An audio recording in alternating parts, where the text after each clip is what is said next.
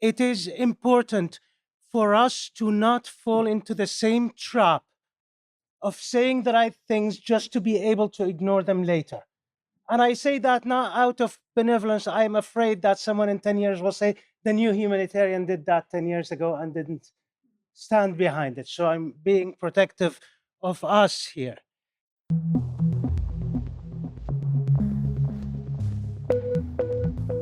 Hello, listeners. Today we bring you another event, one that fits right in with the Rethinking Humanitarianism podcast. This time, we're at UNGA, where we've partnered with Refugees International to bring dispatches from the future. We bring voices of people living in and working on crises themselves to the foreground to show how it could be done and ask, how can we reimagine a system so that it builds on rather than undermines the response communities are already creating? What would it take to align funding and infrastructure? And what is standing in the way?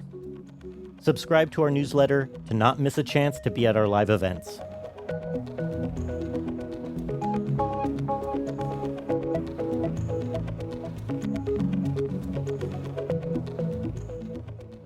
Good morning, ladies and gentlemen, friends, colleagues.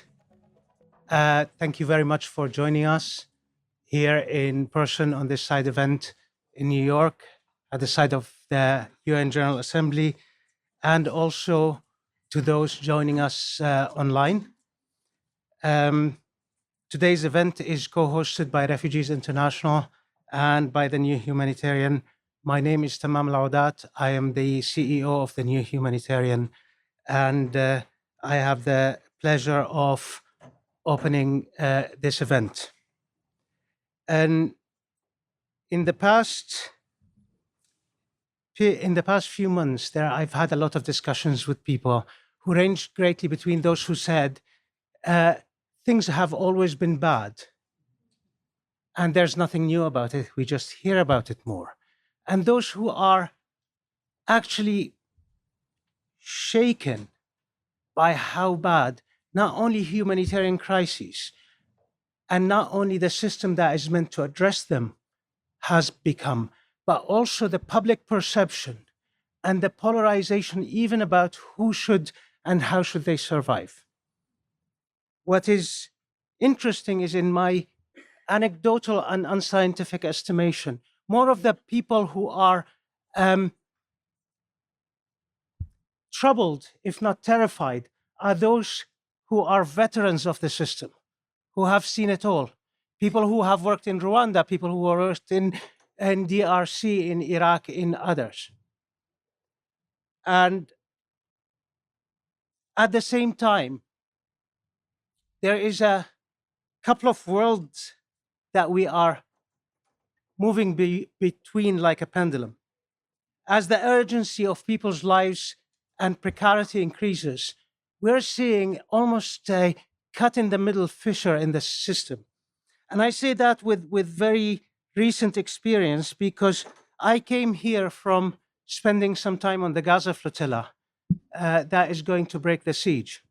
And for the formal humanitarians, many will say those aren't humanitarians, those are political. In progress. Those are political activists, and they're just using humanitarianism as a cover. It's an interesting view, because that was said about many of us and our organizations in the early days. I bet you, I worked for a long time with MSF. I bet you the ICRC said that when MSF started. But at the same time, there's a stark difference between the same topic and the same facts we possess when you hear the discussion about it on that flotilla and in the halls of the General Assembly. There are two worlds, two epistemic worlds and two practical ones. And there is a real difficulty in being a humanitarian, because you have to be ambivalent, if not schizophrenic, to inhabit both worlds and still be able to address the needs of people rather than the needs of the system. We are here to talk not about the system, but about the local humanitarianism that is often underrepresented, if at all represented, in the halls of power, where things get decided in macro and abstract ways. And today I have the pleasure of introducing our this is not our first event. We have had ones before last year, particularly. And I will hand over to Dr. Horia Tafish, who's going to host the panel today.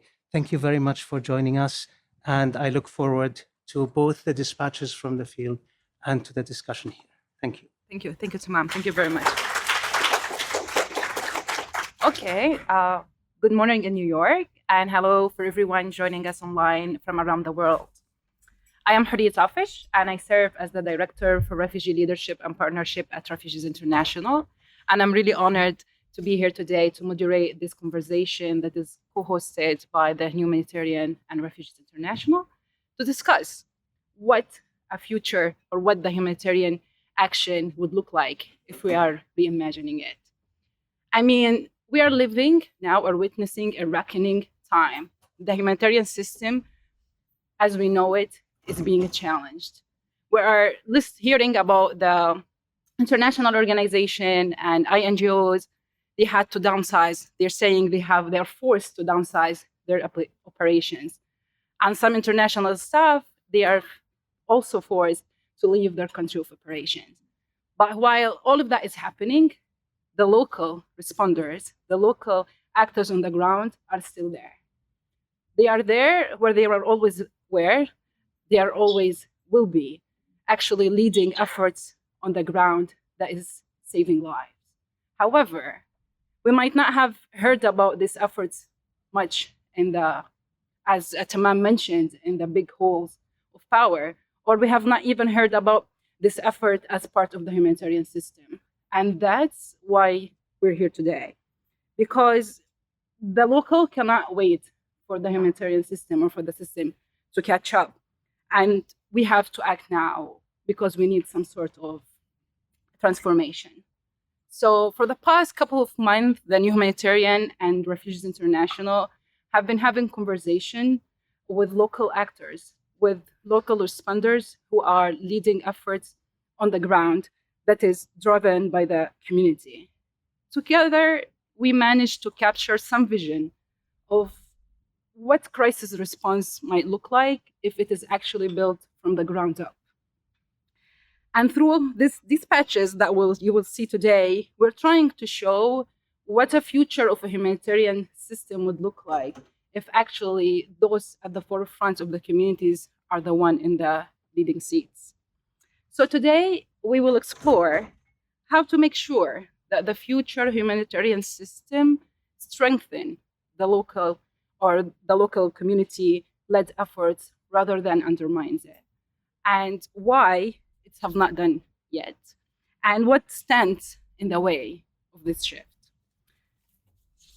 Through our dispatches that we will see today, we will share with you some of the local communities or local leaders who have been doing an amazing job on the ground, and with our brilliant panelists for today also to make sure or to help us make sense of the way moving forward.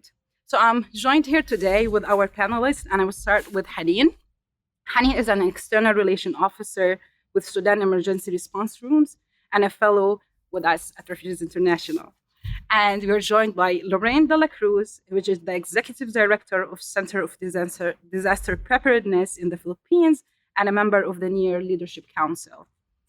And we have Elizabeth Campbell, who is the Executive Director of ODI Global Washington and a former Deputy Secretary of State of Bureau of Population, Refugee and Migration.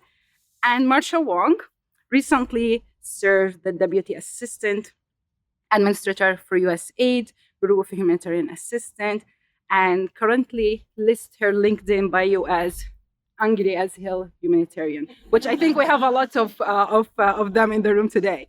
So first, I want to thank you all, our panelists, for joining us today, and thank everyone who is in the room. And with that, let's get started.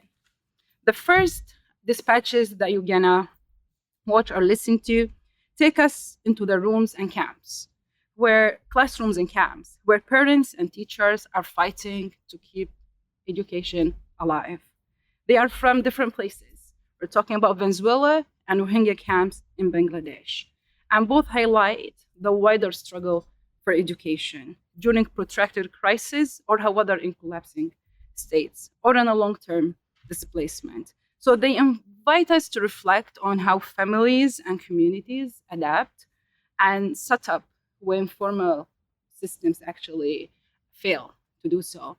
Cuando el docente no tiene para alimentar a sus hijos, cuando no tiene para costear un pasaje a un hijo que va a una universidad, cuando no tiene para comprarle uniformes escolares, escolares o ropa, vestimenta, es bastante fuerte,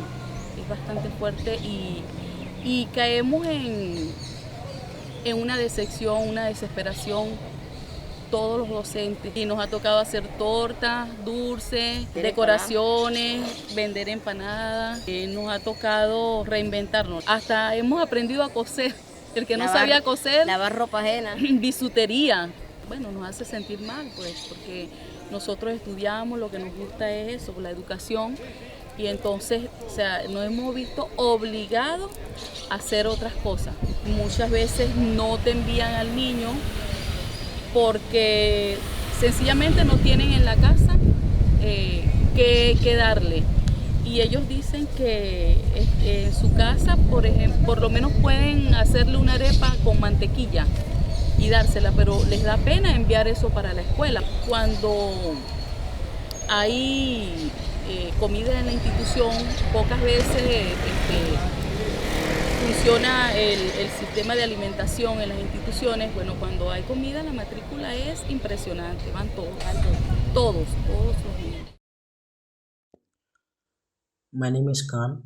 I am a Rohingya refugee living in Cox's Bazar camp. I had to leave my home in Arakan, Myanmar, because of violence and persecution.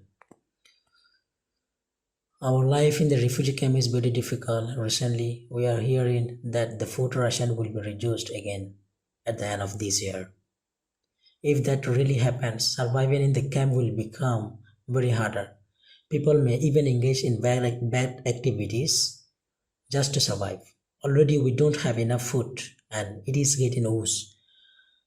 And about the education, the situation is also very bad because of funding cuts. Many schools in the camp have already shut down. Most of the children cannot go to the school now. If this continues, what will be the future of our children? The next generation will grow up without education, without hope.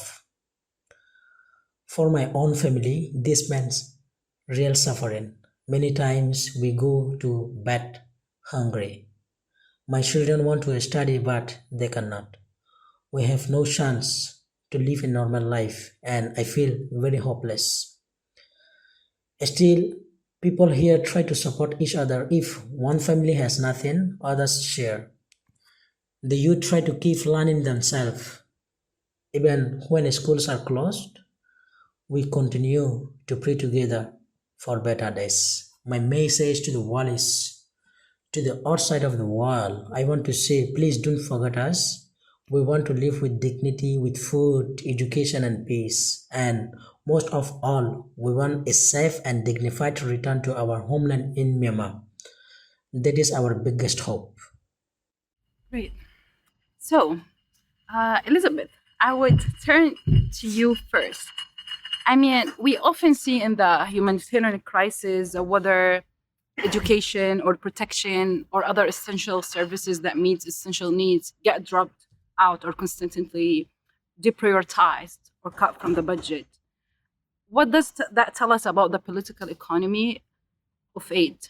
And what would need to shift the humanitarian system from being just reactive and saving lives in the moment to a system where it meets the broader needs and that prevent from people from being stuck in this cycle of marginalization? Okay, thank you so much, and a huge thanks for inviting me to be part of this really impressive panel this morning. Look, I think probably we're moving into a moment where we're no longer talking about a single system that does or doesn't do. So that, yes. So we're at a moment where we're no longer talking about a single system that will do this or that. And it provides a huge opportunity for us to begin to actually meet the real needs of people, which I think, yes, everyone has to have their basic needs met. But fundamentally, what most people want is access to security, but also some level of stability related to what their economic future will be, what their educational future will be, and the ability to get that wherever it might be available, right? So sometimes if we look back at sort of, the early days of the system when it was originally formed, it was fundamentally about rights. It was about providing documentation and urging states to protect basic rights so that individuals who were impacted by conflict, displacement, and war could sort out their own solutions, find their way into labor markets, build new communities, start new businesses, and be protected from a rights-based perspective. I think that is definitely what we need to go back to.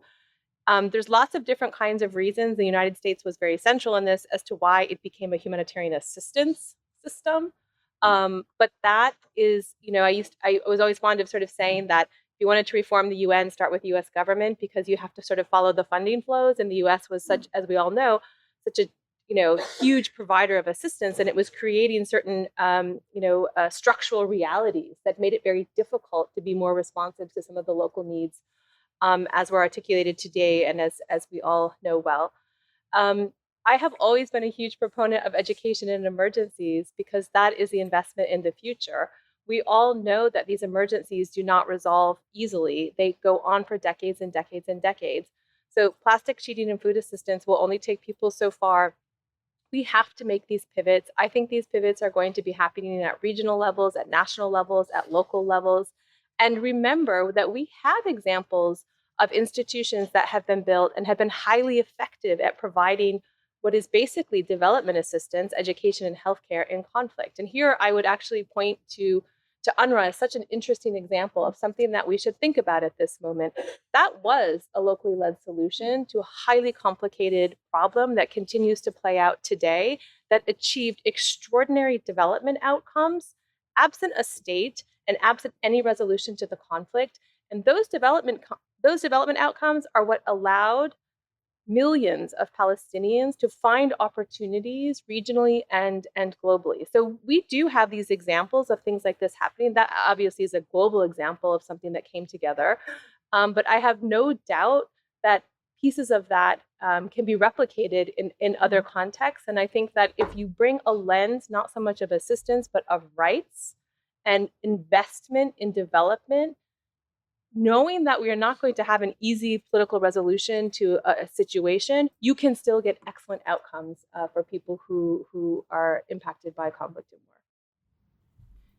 Thank you so much, Elizabeth. And when it comes to UNRWA, I can attest to that. I'm an UNRWA educated person who went to UNRWA school and had an UNRWA scholarship to go to university. So it really makes a difference when we're talking about long-term investment and how investing in education, it makes a big difference. Now, moving to you, Hanin. In Gaza, as in Sudan, we're seeing that communities provide mutual support as they exhaust the available solutions and the coping mechanisms. And not even basic needs are being met by the international humanitarian system. As we can see now in the UN food convoys have not been entered or delivered any food to Al-Fashar for the last year. We have seen reports about children are eating animal feed. But in your organization, the emergency response room colleagues are doing a heroic work. They're on the ground and trying to meet the needs of estimated 260,000 people who are trapped by the tightening siege. So from your perspective, what lessons from ERR work under these circumstances can be applied for future vision of humanitarian system? So what you're learning from the ground and how we can actually build a system that would be supporting to the work you're doing. Good morning, ladies and gentlemen. My name is Hanin Ahmed. I am external officer and RI fellow, External Office for Emergency Response Room, and I follow as well. I don't know how many of you knows about the Emergency Response Room. For the sake of time, if many of you knows, so I will now introduce what we are doing. If not, so I'm going to explain it fastly. Would you please raise your hand? How many of you knows about that work we do? Oh, so thank you so much. So okay, for those who doesn't know what emergency response room do, emergency response room is a grassroots movement of more than 20,000 volunteers across 18 states, 118 localities across Sudan. We provide communal soup kitchen in the area that international and traditional system cannot access in South Kordofan, Kadugli, in everywhere across Sudan. Right now, we are writing a new humanitarian system stories on the ground. So we are providing kind of services in a very innovative solution. We went to WFP and say, hey, your traditional way of providing food assistance will never chime in with the situation on the ground. So we have to turn the system to communal soup kitchen. And we went to UNICEF, like, hey, your system in education, it doesn't work right now on the ground. We should do alternative schools in the shelters. Alternative schools in the shelters and in other areas in different ways. And we succeed to get children back to school. And the lesson learned from this for the 2 years we are work on the ground, and we learned how to opening safe passages, do mass evacuations for civilians from Al Fasher, from Durman, Khartoum, were staged by RSF, and right now from South Kordofan, we are trying to opening safe passages to evacuate civilians. And we have, of course, as Faria said, 260,000 in Al Fasher, and we have 190,000 in South Kordofan, in Kadugli, and at Dalanj. The lesson is hyper-localization and decentralization of that resources. So we learned how to decentralize because we have different contexts. So Sudan is not the same, even inside one state, the situation is not the same. So we are working it completely decentralized with a little centralized coordination to allow us to distribute the resources, autonomy, and light footprint and logistics. So we have, I have a small example on this. We have area called Mugjar in central Darfur, area affected by genocide, with only $5,000 completely localized fund from Avaz. We're able to run a school and build trust and peace within that community. Integrated services and community-led priorities. So we know how to work from the ground. We know what's the priority of the community. The international system doesn't know what the community needs right now, but we know because we are within the community. And for number 4, we are saving the dignity of the beneficiary. And we have a very famous case with the WFP. They ask us to share the beneficiary's name, and we denied to do that, and we stopped the project until they allow us to not to share any kind of names for the beneficiary, for the dignity of them, and even we don't share any kind of photos with them as well to save people dignity. But we have also a very accountable report called F system. So with that F system, we share every invoices and bank transfer to show that where money goes exactly, and numbers of the kitchen and numbers of the beneficiaries each day. And finally, the decision came from the lowest level. So we distribute the power, and right now we are doing kind of grassroots power, and we have that power across Sudan. So I think for the future, we have the ability to lead the country collectively and inclusively. And this is what we need in our third world countries. Thank you so much. Thank you very much, Haneen. So, see, you are tapping into different lessons that the current humanitarian system might have to shift, or parts of what we're doing in the humanitarian action have to shift in terms of listening to the people on the ground, meeting their needs, being flexible and adaptable, because sometimes we have a system that have been there or a procedure that have been for a long period of time, and it doesn't actually fit the current reality on the ground. And this is where you're going as ERR and providing examples of how it should be done and trying to make this system adapt to the local action. Thank you very much, Haneen. With that, I will move to our second block of dispatches. The next pair of dispatches take us to Cairo and Eastern DRC, where Sudanese refugees and Congolese hosts show solidarity, functions as a humanitarian system. This dispatches raises difficult questions about why international aid often overlooks neighborhoods, collectives, and families that carry the greatest pressures of displacement. بنسمع بمشاكل كثير للسودانيين هنا. There are many problems for the Sudanese here, but the world does not know anything about them. The war in Sudan made us flee our town and leave our houses to go to another city. We fled at the beginning, 1 month and 15 days after the war began. So the situation was a bit bad, but it was easier to escape because the number of people was small. So we were able to cross legally with our passports.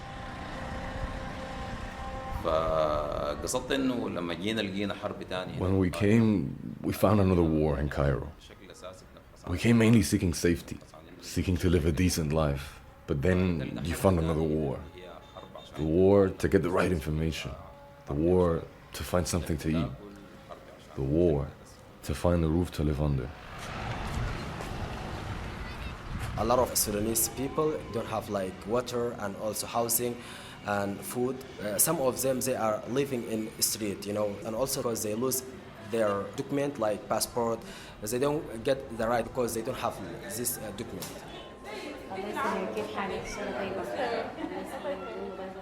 So as we are Sudanese, we work as a team. We work like collective work. We work together. Here we have like more than 50 initiatives, educational programs, medical programs, and also like support programs. I first started with a nursery and preschool, which evolved into a bigger centre. The initial idea was to offer nursery places to help mothers go to work. So during the year, children could stay at the nursery from 8 in the morning to 5 in the afternoon for free. She has a lot of programs provide for those refugees communities, especially for women and kids, in order to know how to do a lot of things with their hands. It gives opportunities for women, allows them to develop their skills with the workshop she offers for very small fees. Working opportunities here in Egypt are limited. People can't work. So this offers them training so that they can work and bring bread to the table. It's a source of income for them. This is some of our traditions there in Sudan. So when we came here, we work like as we are in Sudan.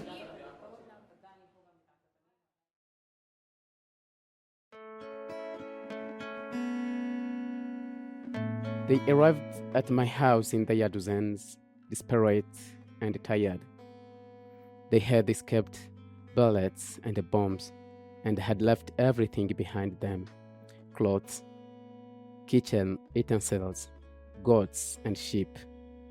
They were worried that I wasn't going to be able to support them. Congolese like me open our doors when crisis hits because we have a culture of African solidarity and because we know that anything can happen in life. You may say to yourself that you can't help this or that person, but you may also find yourself in their position one day. Yet, what I and others are doing for displaced people is not easy. Even just from an economic point of view, imagine hosting more than 50 people. It is a heavy burden.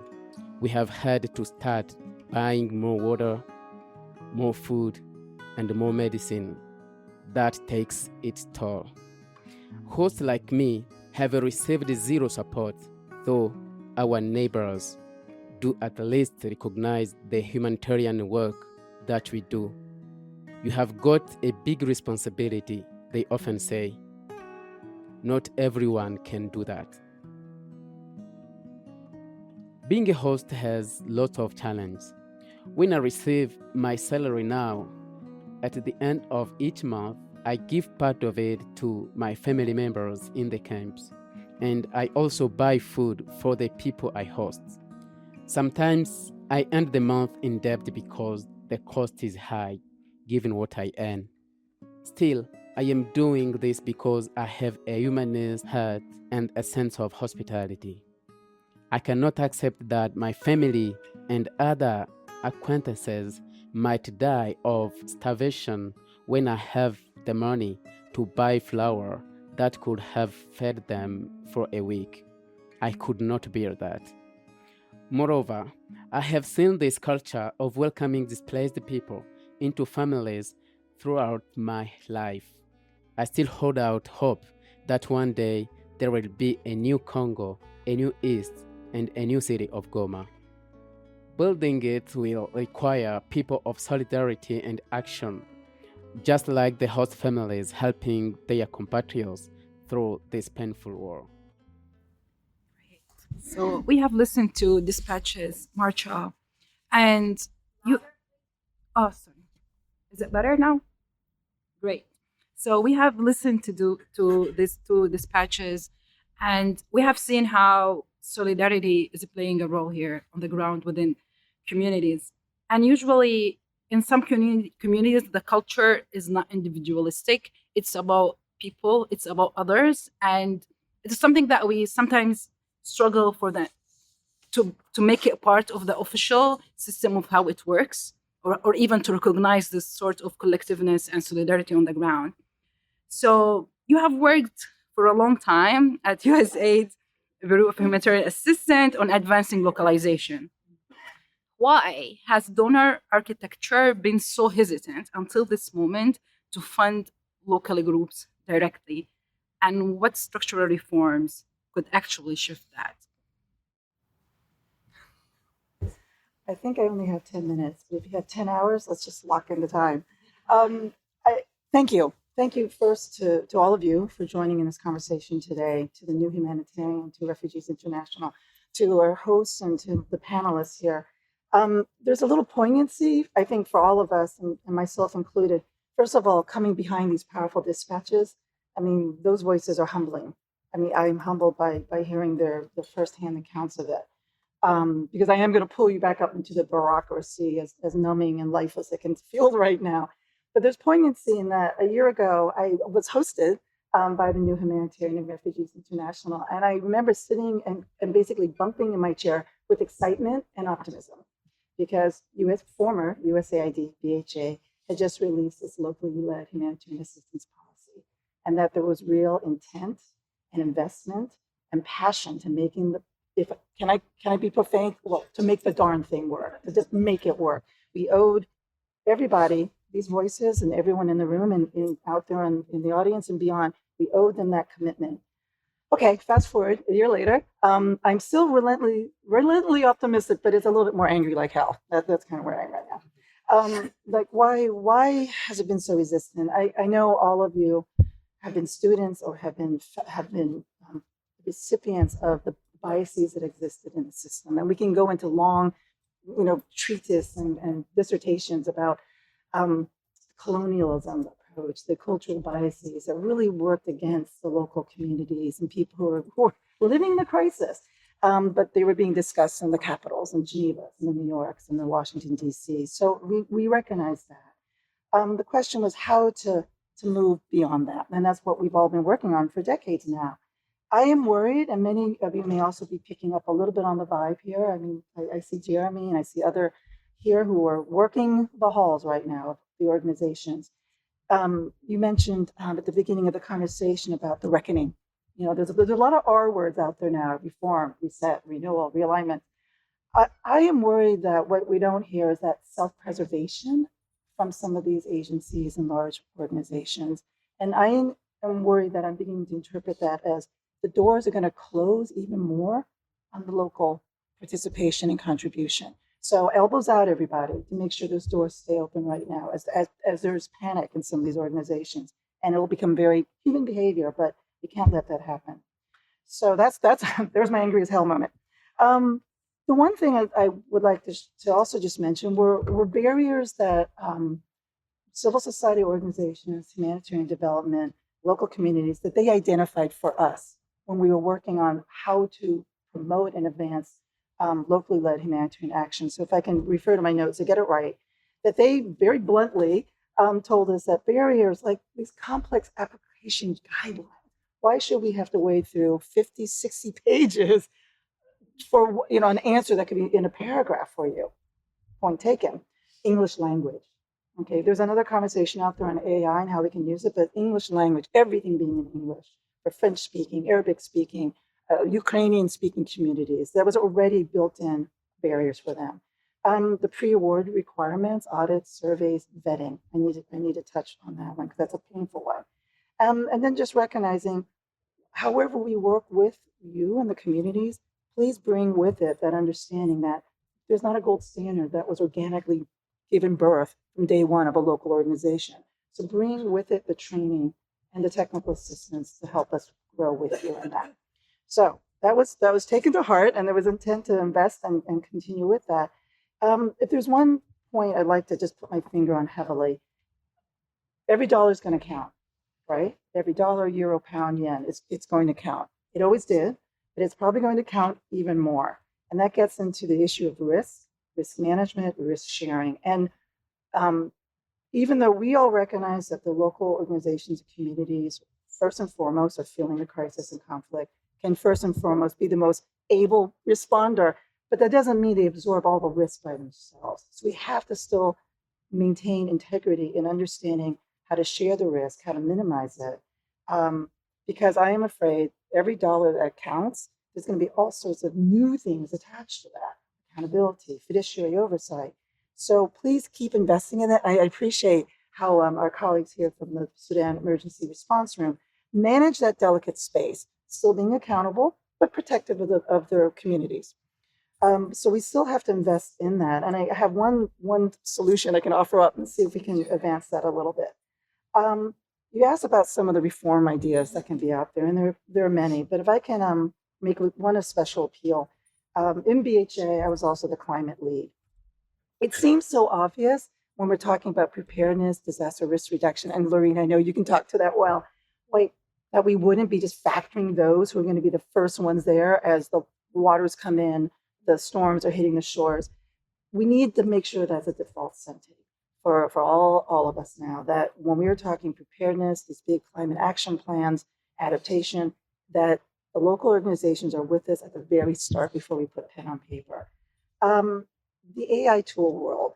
I'm on the board of a network that's looking at safe AI, the CDAC network, and I think as part of a structural reform, we need to be much more cognizant, aware, and really invest in learning about the AI impacts on us. It can be an incredible accelerant. I just mentioned English language. Why should I have to do a 50-page English language thing? Okay, I'll put it through ChatGPT. You'll get my English language proposal. But we also know there's safety and implications to that. I do believe there's a positive accelerating factor to adaptation of AI and technology, but how we do it's going to be really, really careful and minded. The other one, just simple mechanics and how to get more funding too. When we do awards, again, if we're putting every local organization to some impossible 5-star A-class gold standard, then we're not investing at all, and we're being hypocrites about it. So if we, whoever, donors in the future, philanthropies, others, if we are putting awards, then staple to it a couple 100,000 of technical assistance. Provide advisors with the teams to build the human capacity, the systems there that you can then walk away knowing that they can keep on functioning. The word vetted is really powerful right now. As we were watching, regrettably, the destruction of BHA and the impacts that it was felt through the systems, but certainly on the ground, I was working with a group of USAID experts to create a website called Pro Impact. Pro Resource Optimization is the long title of it. We pulled forward a number of projects for global health and HA to put on the website, and then drove it towards philanthropists, family-owned foundations, to say, look, these are in train. It's $1 to $3 million. It's digestible. It's targeted. You can quantify it. But the word vetted, and they saw the word vetted by USAID, that was powerful to all of them because it meant, okay, these are trusted. When you look at that list later, count how many of them are local organizations. They are the minority. And that shows a weakness on our work, that we did not have more vetted organizations than that. So I will wrap there, but I think ultimately we do need to have that attitude and action shift within the UN systems, within our donors. I think we all get it. Elbows out, people. Be angry as hell right now. Thank you. Thank you. Thank you very much, Marcia. You have touched upon really very important points, but I feel like we are stuck in this cycle where the international community say, but they are not ready to handle or to do so, or to handle the funding, or to manage the processes on the ground. And if they are not ready, this is because the system have been always externalized their work, and they have not been part of the system. So we cannot imagine all of a sudden overnight that now all the local organizations are ready and they can handle what the international community think. There should be that transitional period, right? There should be that period where they are really supported, the transitional period where we're making them part of the system, and we have to be patient with that period because the system have been there for long and the destruction have been built over decades. So I'm not sure how could we as international community come in and expect things to be cleared out overnight. So getting there, it needs some change and power. Power shifting also idea is very, is it power shifting or power? Who are we to shift actually the power? So all this kind of conversation when it get to this topic, when we're moving or we're sharing power with local actors, I feel they actually have the power for a change, not us, and it's the opposite. And now we're gonna listen to our last dispatches. And on this final set of dispatches, it highlights how communities are not just experiencing consequences of crisis, but also leading responses to them. However, they are by organizing against gender-based violence or demanding a role in climate solutions. So the challenge is whether the humanitarian system will take this form of leadership and this effort seriously as part of the official work. Hi, my name is Ayo Irene Helen. I'm a South Sudanese refugee. I come from a refugee camp where we don't read climate reports, we live them. Our shelters are washed away by the rain. Our crops die from droughts. We walk further every day for water and firewood. And yet when climate solutions are designed, our stories are left out. Why? Because we are seen as people with needs, not people with ideas.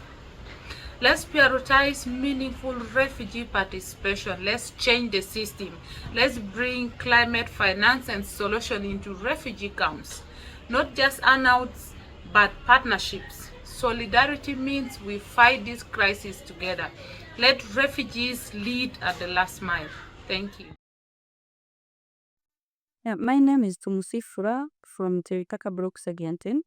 I was trained as a midwife at a local level. We have been working very well before this issue of reduced fund came in. But now have faced many challenges whereby you find that the expectant mother has approached you when time has gone, maybe during the night. You find you have no airtime, you have no anything you can use. You find I have a challenge now how in terms of transport.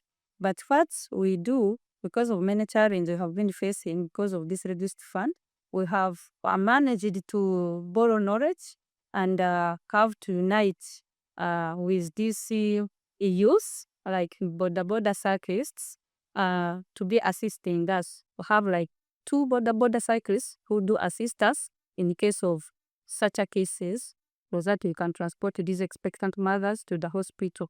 We have been also trying to make sure we train other mothers to have such a knowledge of how they can help themselves before approaching us. My name is David Mugisa. I've been working as a community-based volunteer in Changwadi refugee settlement. Currently, I'm at home following the work stop order or the reduced funding that affected most of the organizations, and especially the one where I've been working, and working closely with communities, and especially the people that are already living in the community, and those are the refugees, asylum seekers, plus different categories of the forcibly displaced and stateless persons. Because of the rapport we had built with most of these people, we can't sit down and watch when these people continue to face the different challenges. We've continued willingly to help and guide these people where there's need. For example, in the survival skills, different activities that they can do to survive amid the meager resources that are available. Lots of things that have happened have affected them directly, not only me as an individual, but also as the refugees in the community. But it is our role as community-based people or volunteers to keep working with these people to see how best we can make a difference in their lives as we maneuver through these challenges, and with hope that maybe in future things will get better and we can get back to employment and continue serving and delivering different services. Thank you. Great. That takes us to you, Lauren. The Near Network have been pushing for localization for decades. Like we have listened in the dispatches where this local communities they're already doing the work. So, what progress you have seen so far for your localization advocacy, and how do you imagine a humanitarian system that would look likely? This isn't if we're imagining a system that communities lead the design, what does it look like? So NEAR will be celebrating its decade-long existence, 10 years, come next year. So that's quite a long year already of working with communities, partner organizations in different regions of the world and in different countries.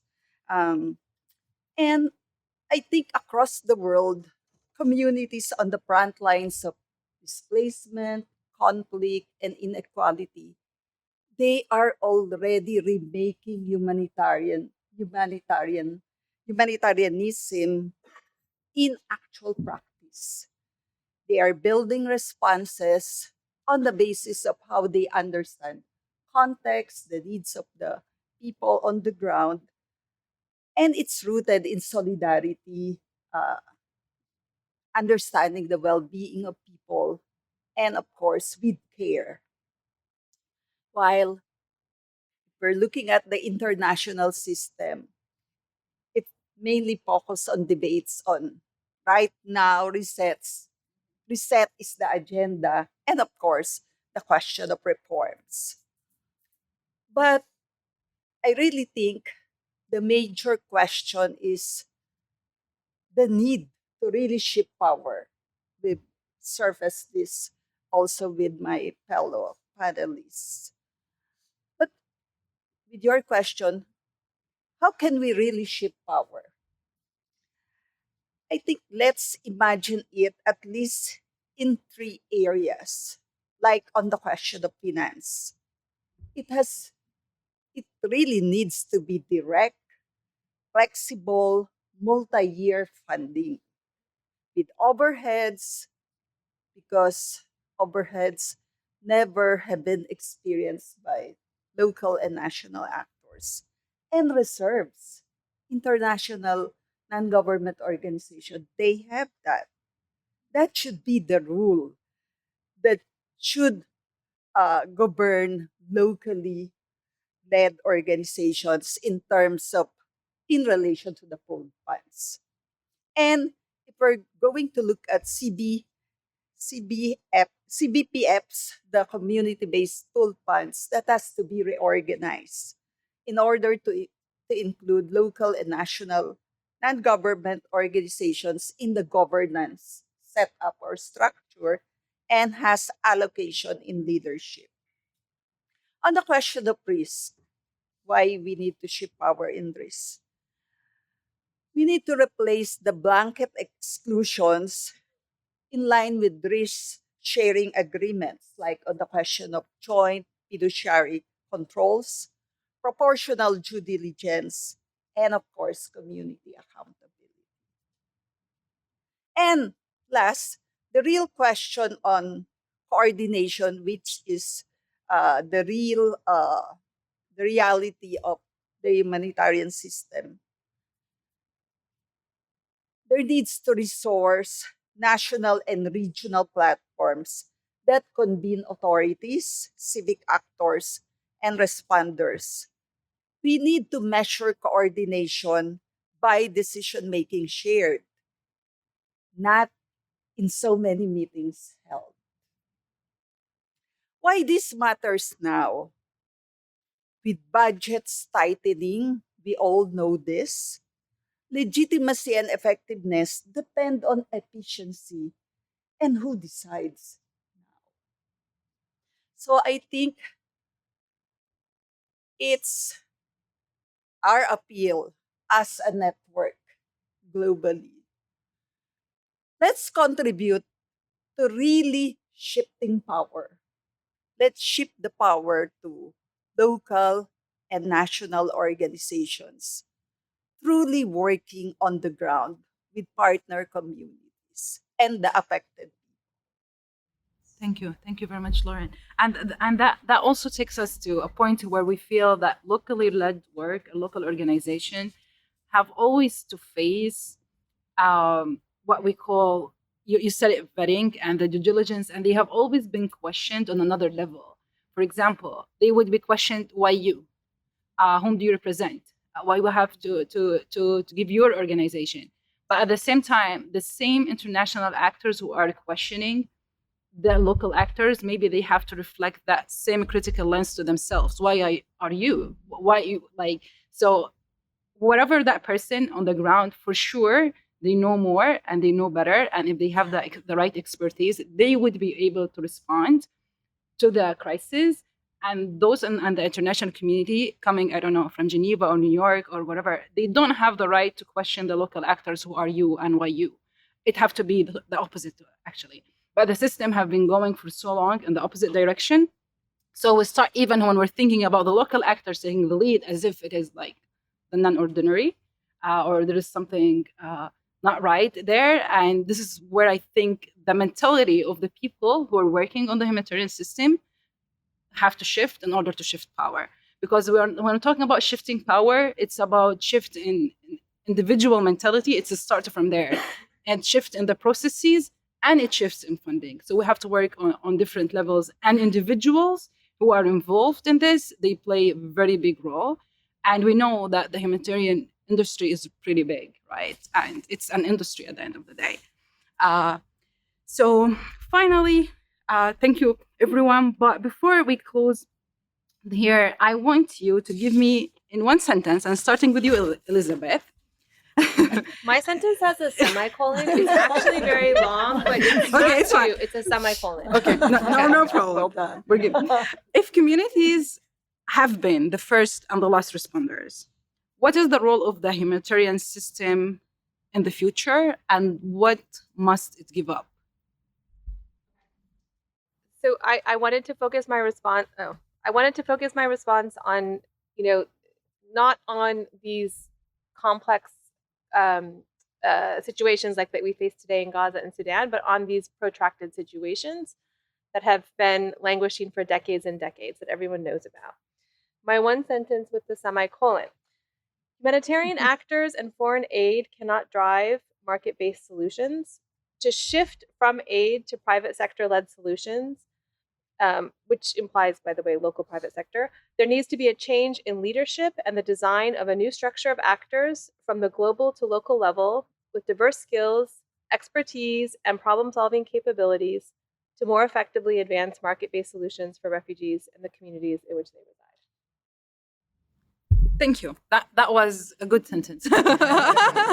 Thank you very much. But it taps on what we're talking about. Like, it have to start with the leadership, and this is another conversation too on how to ensure that the leadership or the locally led leadership makes its way to the whole of power. So we're not just talking about local leaders on the ground, but we're talking about local leaders on this side of the world.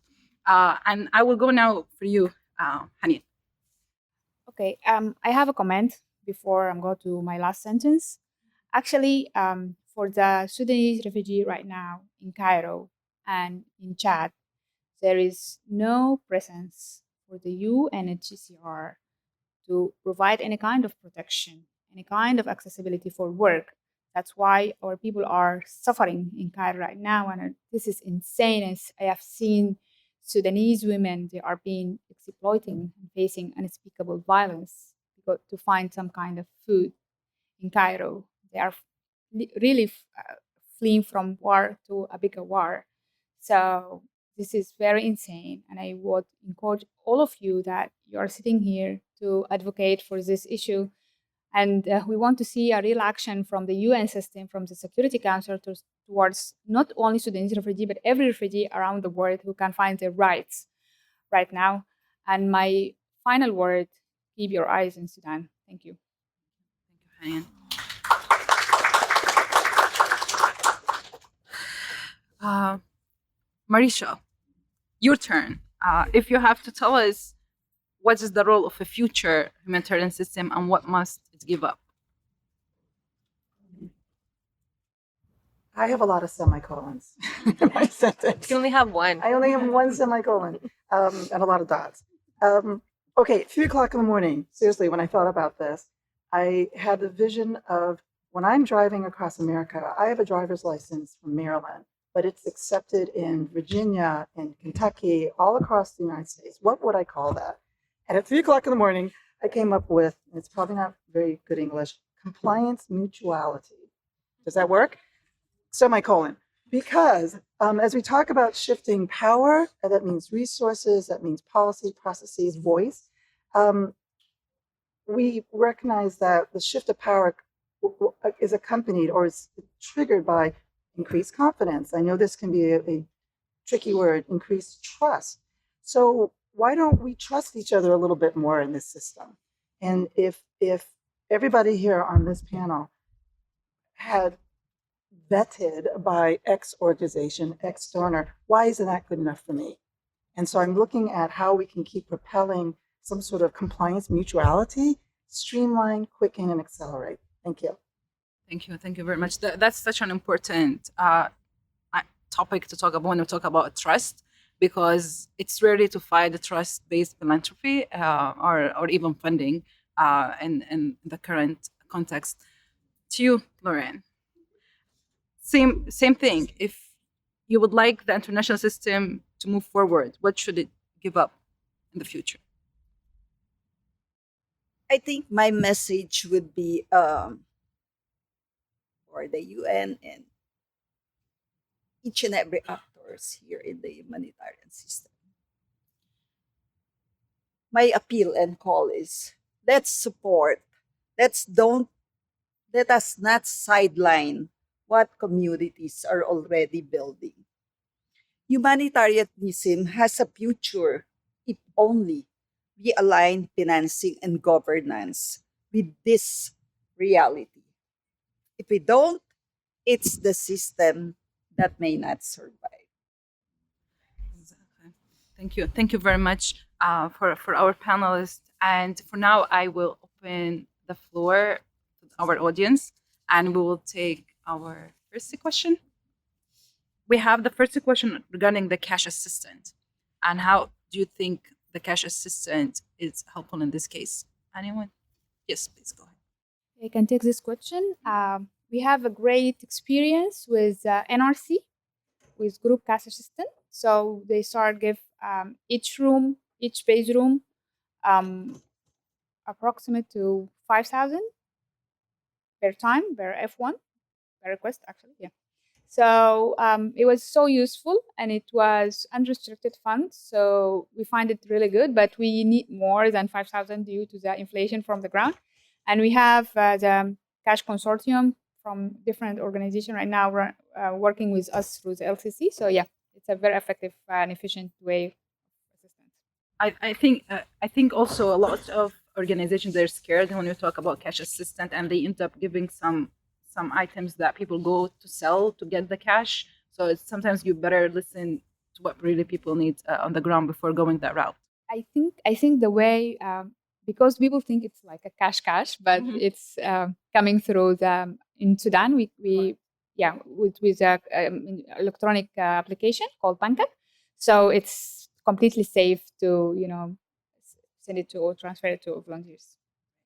Thank you. And we have the second question from the online was about what students and academic could actually play a role here and not just rely on the existing structure. I mean, my immediate response to that question is just act. Don't ask for permission. You are a student at a university. You have a huge amount of privilege, and that just bring your voice out. We need more, not less in this moment. Thank you. And we have our third question, and I just want to reset you to make sure that we get it right. So you're talking about how to ensure the local organization could actually sustain themselves if the international leaves. Exactly. So if the international organization leave, how could the local organization sustain themselves? Is it possible? Give it a shot. Thank you. That's one I think poses, the biggest dilemma for all of us, but it's also the opportunity of bringing these different systems together. And we are talking, as Elizabeth said, local, international, private sector. Can I say the word nexus? But there you go. It's the nexus also, because we have got to break the cycle of need humanitarian response. And yeah, if we're trying to bring in all these other actors to be responsible and principled and helping support communities, they want to know those investments will be lasting. Why would you, put money down if you're coming for different objectives? I think partly it's going in at the very beginning. And again, it's working with the local communities to say, how do we break that cycle? Is it education, job creation, workforce development? How do we let them continue to be the champions of that work throughout the beginning, all along the way?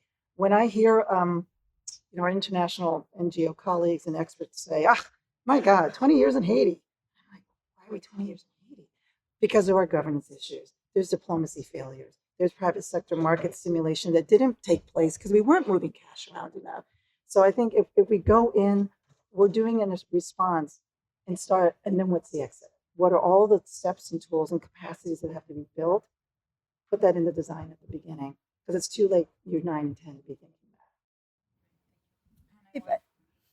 If I can also share, I think we need to break this kind of thinking or mindset that if and when INGOs or donors really lead the programs, projects in the communities, that their lives would stop, or their what they've been venturing on would.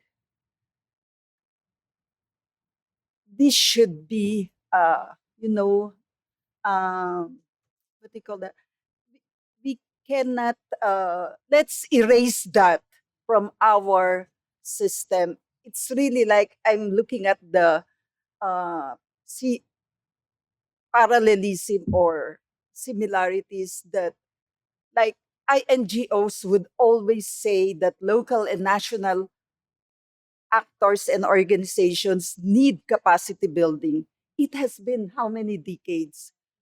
My dears, we've been capacitated and we're very much capacitated all this year. So let's not always put in projects, in programs, capacity building for local and national actors. For all we know, communities, organizations in the communities really know better than us. And so, with or without funding, with or without these organizations, the communities will survive. It's their context, they're there all throughout their lives. So let's, shift our mindset and the kind of thinking that we have. It's like that we are, like that being messianic, that we are saviors in the world. Great, thank you. Thank you very much. That's great. And to touch upon that, I was also in a conversation with someone from a refugee camp in Kenya, and we were talking about the funding cuts. And he was like, what funding cuts? We always have no funding. And we have always been there and have been always doing the work. So it was like, and when it comes to like, if they leave, the structure will collapse. That doesn't tell you that the structure was wrong, not the community is wrong. So there's something in the structure that we have to work on to make sure that if you leave, it actually things continue growing. So maybe there's nothing wrong with the locals. It's in the structure that is already there to lead the locals. And for now, I would thank everyone for their time and the questions and the reflections. And now we have to draw this conversation to a close.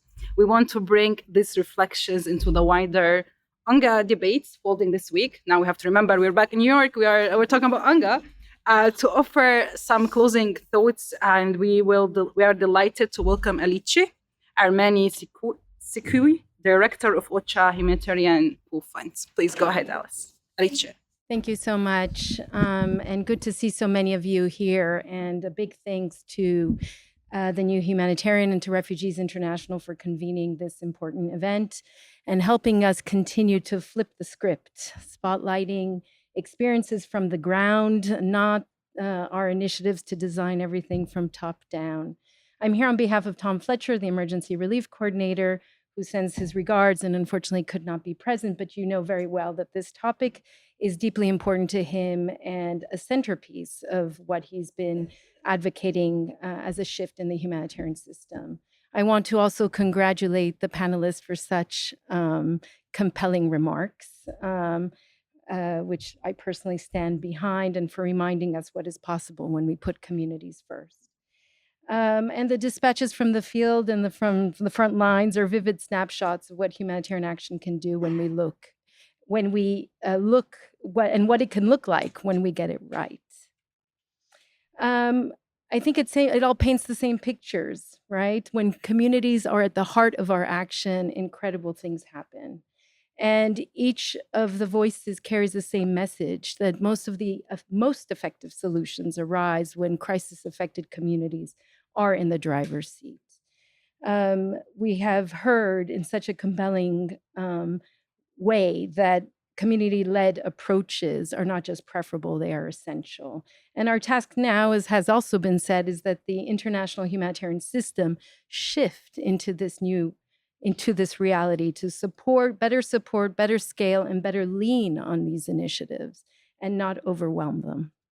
I think the good news, and if I may, I am an optimist, so I'll just put it out there, is that I do think the shift is underway. I take the points on the resistance out there. Let's not deny it, but I do think a shift is underway. If I use my own area of work on the OCHA managed pool funds, we have over the last few years been on a journey to look at how we can do better by supporting local and national partners.